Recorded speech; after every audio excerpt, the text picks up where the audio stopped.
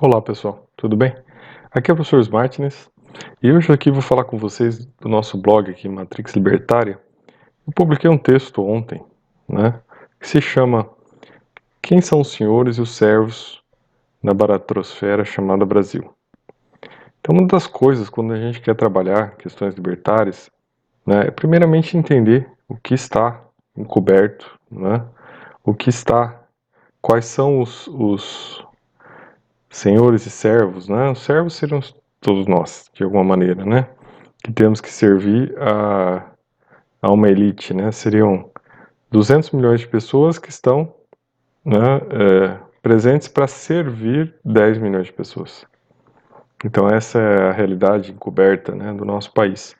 E essa realidade encoberta, ela não é novidade, né? Não é nada novo, surpreendente. É algo que já existe. Se vocês fizerem alguma leitura de algumas obras essenciais sobre o assunto, como Raízes do Brasil, né, Casa Grande e Senzala, Os Donos do Poder, Formação do Brasil Contemporâneo, vocês vão entender mais. São obras que são clássicos, né, são estudos clássicos aí, que estão disponíveis, facilmente encontráveis na internet, basta aí vocês acessarem e vão encontrar essas obras. E essas obras são estudos clássicos que permitem que a gente entenda qual é o país que a gente vive, né? Qual é a base arquetípica do país que a gente vive. O nosso arquétipo histórico, né, de colonização, de apropriação, né, de tudo, das riquezas, de tudo que existe, ele é um arquétipo desde o descobrimento, né? Ele vem e ele, né, Terra Brasilis é assim colonizado. Então esse arquétipo se chama patrimonialismo, né? Então para você entender um pouco, para você conseguir, né, transitar dentro do libertarianismo no Brasil, né, principalmente você tem que entender o que está acontecendo. Então você vai estar simplesmente repetindo coisas aí, jargões, sem ter conexão com a realidade. Então não basta, né, vir e levantar a bandeira e falar, vamos acabar com o Estado, vamos ver sem Estado. Não, isso é a maior bobagem. Isso aí é só uma perspectiva utópica.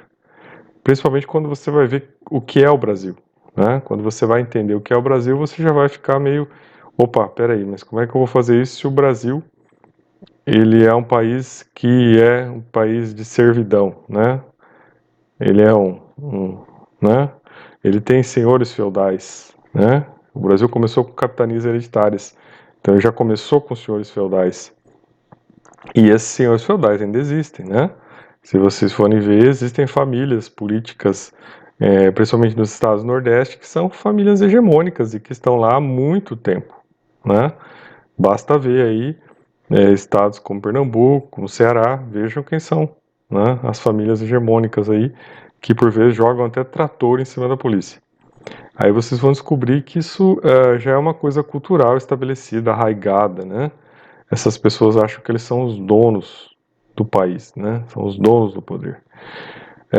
Se a gente lê essas obras, então a gente tem uma base do que é o Brasil, né?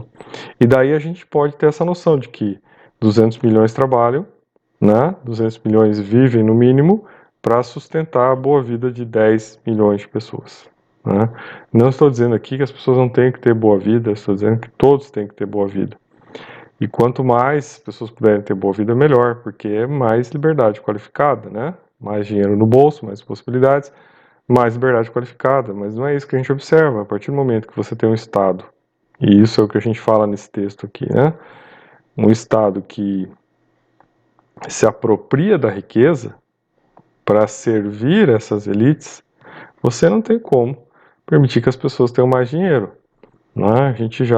O Estado já suga, né, 40% dos recursos da sociedade, é muito dinheiro. E não retorna esse dinheiro, né? Retorna esmola, porque a maior parte desse dinheiro ela vai para as elites que pertencem a esse, né, modelo patrimonialista. São essas pessoas que ficam com a grana grossa, né?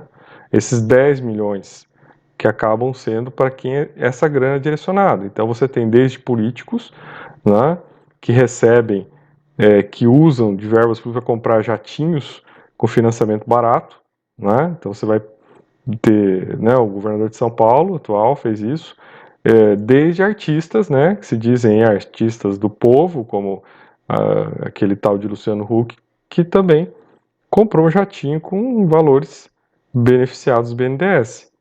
Né? Então essas pessoas usufruem, né, da riqueza, né? Eles concentram para si, eles se, né, arrogam como se fosse algo deles, algo da natureza deles, né? Que eles tivessem o mérito de estar nessa riqueza.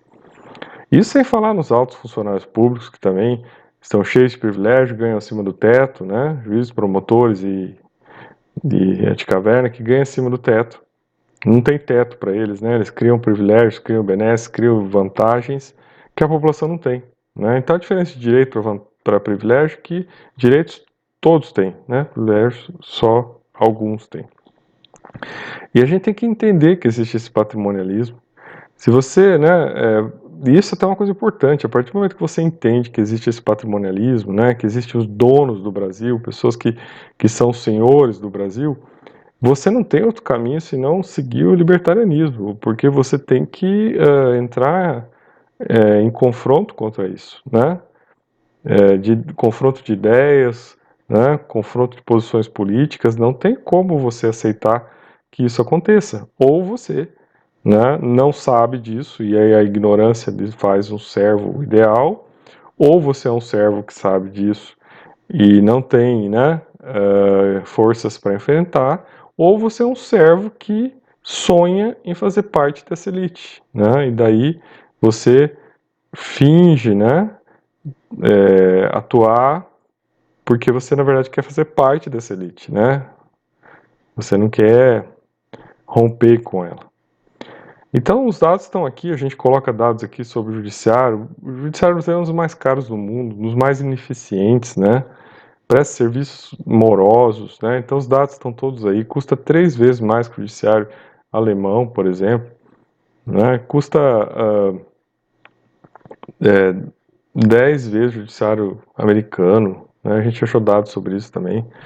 Então são coisas assim que realmente, quando você descobre isso, né? E esse vídeo é para você que está aí tentando se achar politicamente, quem é você, o que você faz e qual o seu dharma, a sua missão. A sua missão é essa, meu caro. Você tem que desenvolver sua consciência de onde você está. Você está numa baratrosfera humana, né? O Brasil é uma baratrosfera. É um país das desigualdades acentuadas. É um país onde existem donos do poder, donos do país.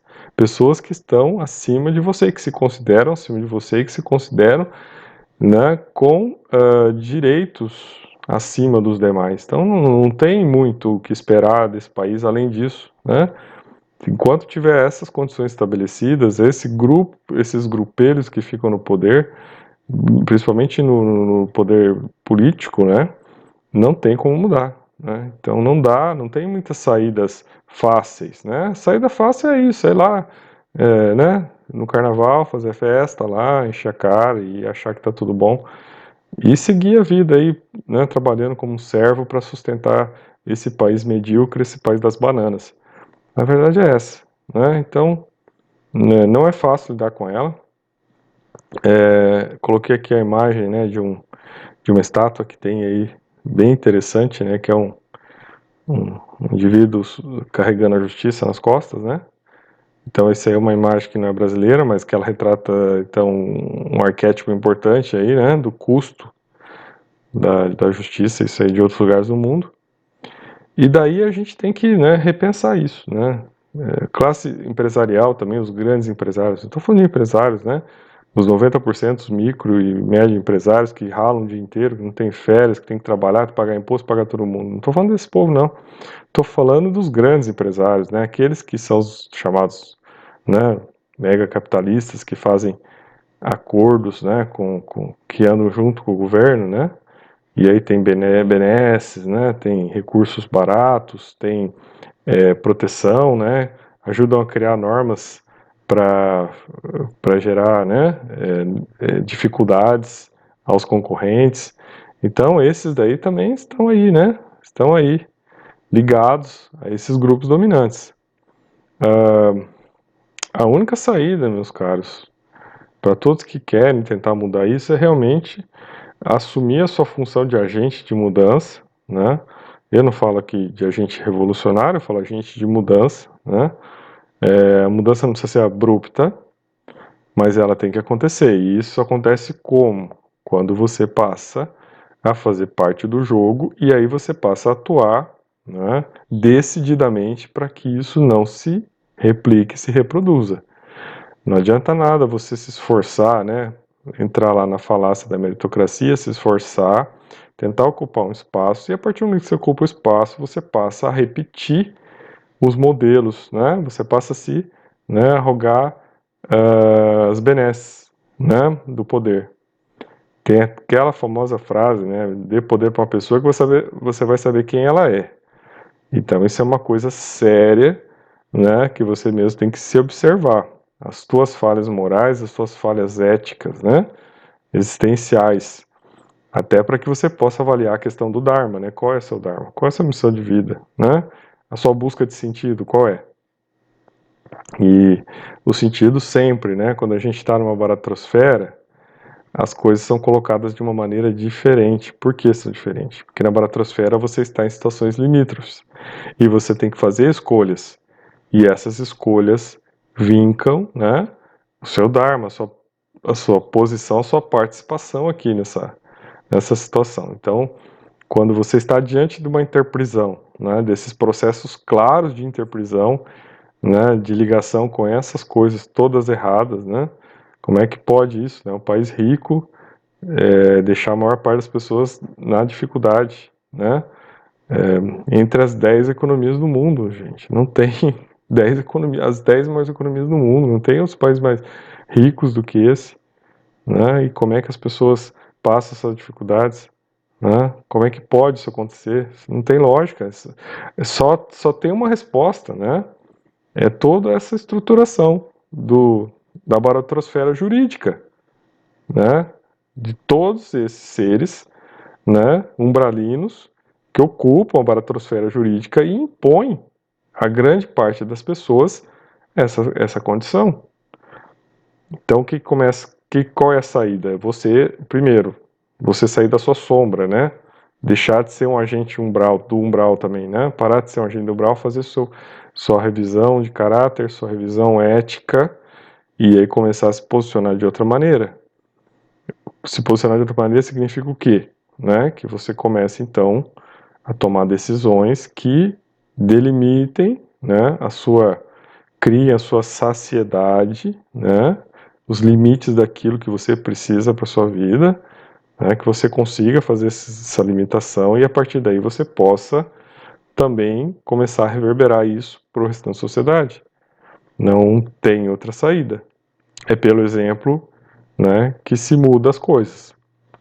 Então é isso que a gente tem que sempre estar a todo momento. Para quem busca, né, o direito libertário, para quem quer sair da sua interprisão, né, quer fazer algo que realmente possa mudar o curso das coisas, né, é você realmente começando a se libertar das suas interprisões. Você entender que elas existem, né?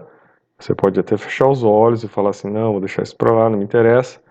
Vou seguir o fluxo, né, dos prazeres, né, do poder, do sexo, do dinheiro. Mas isso tem um preço, né? Um preço aí que a gente calcula em termos de interprisão, né? Daquilo que você está vincado a uma interprisão ou não. Não que seja fácil livrar da interprisão, mas a libertação sempre é algo mais saudável mentalmente, né? Que traz algo de melhor. Se a gente pode pensar isso dentro de uma ideia de Matrix libertária, né? Para quem já assistiu o filme Matrix sabe que muitas vezes você sair da interprisão nem sempre é o sonho, né? Mas é o contato com a realidade. E claro que o contato com a realidade dá o prazer da libertação, né? Mas traz também um ônus de estar em contato com coisas, né, que por vezes a gente não quer ver, principalmente na cultura do nosso país, né? Há uma servidão voluntária, né? Há toda uma estruturação cultural para se ser um servo, né? Para se ser uma pessoa explorada, para ser essa pessoa que vai, né, ser subjugada, né, por quem detém o poder, né? Então isso aí já é um arquétipo cultural do país, e a única maneira de se atuar em relação a isso é realmente as mudanças de postura individual, quando você, por sua ação, por sua própria decisão, quando você entende o processo, toma consciência dele, né, você começa a se posicionar de maneira diferente. E aí sim, uma mudança é possível de acontecer, né? Se uma pessoa muda, ela muda outras pessoas. E assim você consegue criar uma reverberação que uma hora, talvez não para a vida da gente, talvez, né, não para a vida dos seus filhos ou dos seus netos, já dizendo aqui que eu não recomendo que você tenha filhos nem netos, para que não sirvam de servos dessa estrutura, né? Então tem que se cortar isso. Deixe para as pessoas que estão em nível de inconsciência ter os filhos. Se você já está em nível de consciência, você não deve ter filhos. Isso é uma interpretação, a menos que você está evitando, e uma liberdade de atuação a mais que você está garantindo para você dentro do seu Dharma existencial, né? Infelizmente, quando a pessoa tem filhos, ela tem outras preocupações, e essa preocupação que foi aqui, por exemplo, explanada no vídeo, já não é mais uma preocupação dela, porque ela já tem uma preocupação com a prole. É muito diferente da pessoa que se abstém da filiação e a partir daí ela tem condições de atuar porque ela não tem nada a perder, né? E quem não tem nada a perder pode muito fazer. Então, nosso vídeo de hoje era esse. Eu sou o professor Smartins e até a próxima.